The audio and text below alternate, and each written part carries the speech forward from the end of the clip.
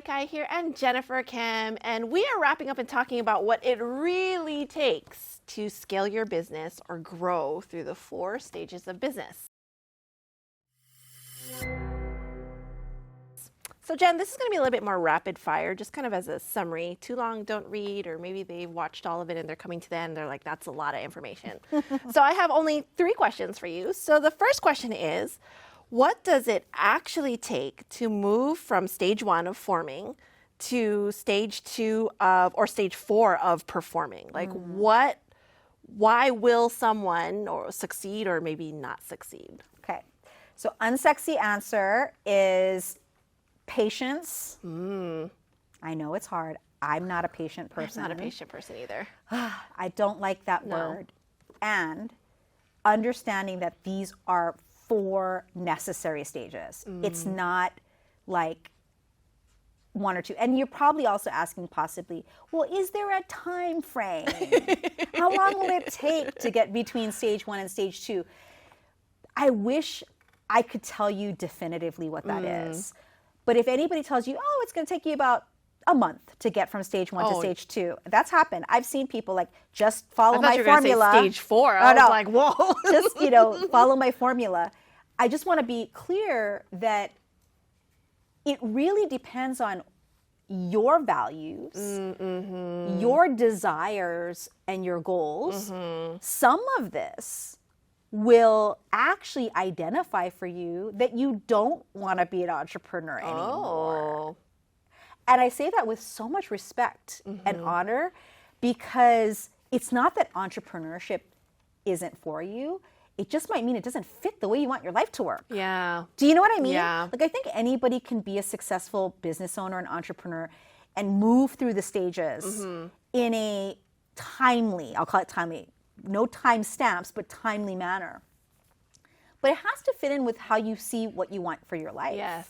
And the cool thing, what I love about the unicorn team concept is you get to be, even if you're a strategizer and mobilizer, you get to be what we call an intrapreneur. So you get that entrepreneurial energy and itch scratched, but you get to do the things that, and take less risks, frankly, than the visionizer typically does. And so anyway, back to timing. The truth is that it's going to take the time for you to figure out how badly you want the next stage. That's the amount of time it takes. That's so good. That's so good. So whatever that is for you, that's what it's going to take. So good. Yeah. So good. Yeah. Okay, so the next question. Why do people often get stuck in stage 2 and stage 3, the storming and norming, where meaning stuck is in not even like a values driven of, oh, I'm going to kind of stop here because this fits my lifestyle and what I want and my values, but more of this angst of, I feel trapped, or I don't know what to do next, and I don't know how to go forward, so I'm just going to go backwards, but then I'm sick of being backwards, so I'm going to try to go forwards again. Like, why do you think that happens to most people? It's a leadership of self issue. So every time you hear about growing your team, building your business, you'll hear a lot about the leadership of others conversation, right? Like, how are you leading others? Are you a good leader? Are you modeling good leadership?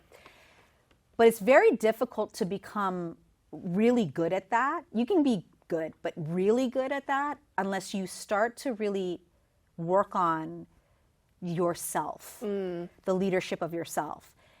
Because, and what that looks like is personal and professional development for you as a leader, as a visionizer specifically.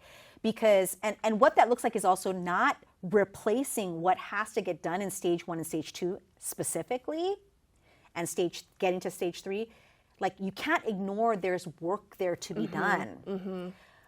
But you can do that and work on all of the self-gotchas that we do to ourselves, right? The self-talk, the negative, the limitations that we put on ourselves, the times that we get crushed because perhaps even like somebody we had a great rapport with on our team leaves, or we had a breakdown. It starts to chip away at our confidence of like comparing ourselves to other people. Right, Oh, like, my gosh. oh my gosh, we get that right now. They're like, oh, we love your dynamic between, Jen and Sarah. And I'm like, so funny because we don't agree on everything. Yes, and that's very true. But that's part of actually moving from stage 2 to stage 3 is that maturity of conversation. Because actually when you care about other people, you actually lean in, not lean out. Yes. even through conflict. Yes. And so your ability to have hard conversations, difficult conversations is what's going to get you from stage 2 and stage 3. But that's a self thing. That's a professional development, That's an actual development skill that you have to learn. It's a skill. 100%. Absolutely. Yeah. It's a skill that you have to make part of your prioritization, for sure. Yeah, I love that. Okay, so then what's the single biggest shift a visionizer has to understand to grow their business? And I don't know if there's something that's overarching for all 4 stages. I made that assumption in picking this question from one of our frequently asked questions. But what's the single biggest shift that you see that a visionizer has to understand to grow the business no matter what stage they're in? Okay. So first, I'm going to give you an example of something that isn't a great question to ask in any stage. And that is, Jen, imagine me a year from now. When I become a millionaire, what should I expect of my life when I become a millionaire? The amount of times that this question has actually been asked of you, that so literal interesting, question. Right. Fascinating question. Right. And I'm like, that's not the question, friends, okay? The question is, how does this dream in the forming stage, how does this idea in the forming stage link to your values so much and so that you would be willing to put the necessary effort, love, commitment, devotion, and discipline required to move through the stages in a way that support what you really want? Yes. It doesn't matter what stage you're in. That level of being what we call values driven, not driven by the $1 million. Although, yes, we want you to get paid, that's a given. But it's more about, does this align with your values such that it drives you? That when inspiration and motivation is low because of factors, both in and out of your control, will you still see that stubborn dream coming true? That's pervasive at every stage of the game. And so, being values driven to me and understanding that and committing to that is something that will transform the way that you move through the stages and the way that you decide how you've accomplished yourself through the stages. Yeah. Do you see your work with the Unicorn team and this framework and the work that we do with clients? What kind of bigger purpose does this fulfill for you specifically? What do you dream and see when there are more visionizers, strategizers, and mobilizers working together to bring their goodness out into the world? I get so emotionally happy just even thinking about it. And here's another real story is I got rejected at least 32 times for my book idea about Unicorn Team. 32 times. Jen Kem does not like rejection. I'm a ruler archetype. If y'all follow us, I'm sure you've taken our Brand Archetype quiz. If you haven't, information's below. But I'm a ruler, and a ruler archetype, our whole thing is we like to be right. Yes. We're always looking for ways, how can I be even more right today? Yes. And so being rejected is a form of being wrong. Yes. And so this is the first time people are hearing this, but I got rejected 32 times. And the feedback on the rejection was, we want you to write a book about branding. And I was like, this is branding. This is it, guys. This is it. This is the ultimate. This is it. It's like people always think of brand as an external thing. And it is. The brand is an external thing. But over the course of my years, both in corporate and the various businesses that I've started, owned, and then this one that we currently, how we serve the world at Master Brand Institute, is at the end of the day, I'm like, wow, I can get things done because I now have a collaborative team that helps other people build a team like this. And that's the source, that's the true, you want to get to stage 4, Unicorn Team. If you just want to be in stage 1 and stage 2, no judgment, but you actually don't need to build a team. Unicorn team isn't for you. It's not, but it's for you if you're in stage 1 right now and you're like, I want that. I want to feel like I'm working with other people that get it, that care, that understand the bigger purpose of why we're here. So for me, that's why this book, this framework that we've only been using internally and with our high ticket clients, we want to get more people to understand it and have a part of it.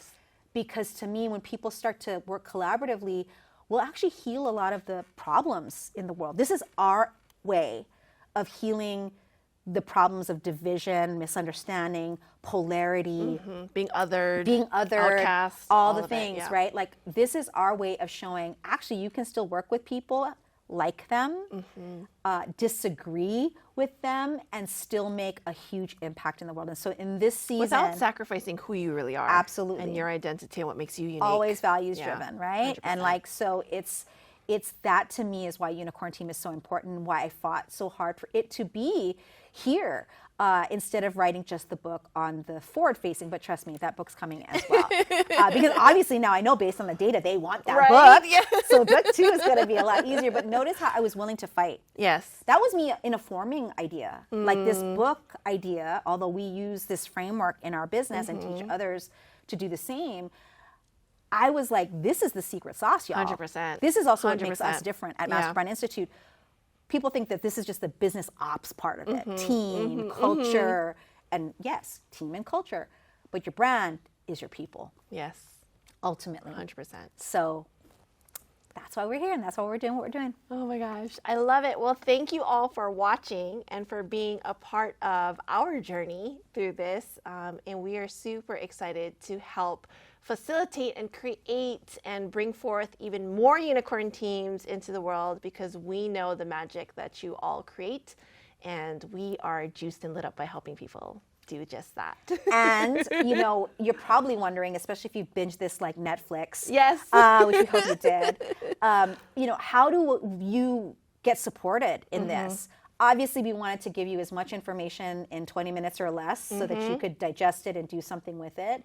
But also, like below, there's a couple options of how you can keep your unicorn team education, training, and mastery going. And so no matter what stage you're in. So make sure you check that out below and share it with as many people if you want to be on the same movement and revolution that we feel like we're doing, which is growing your brand from the inside out. Yes.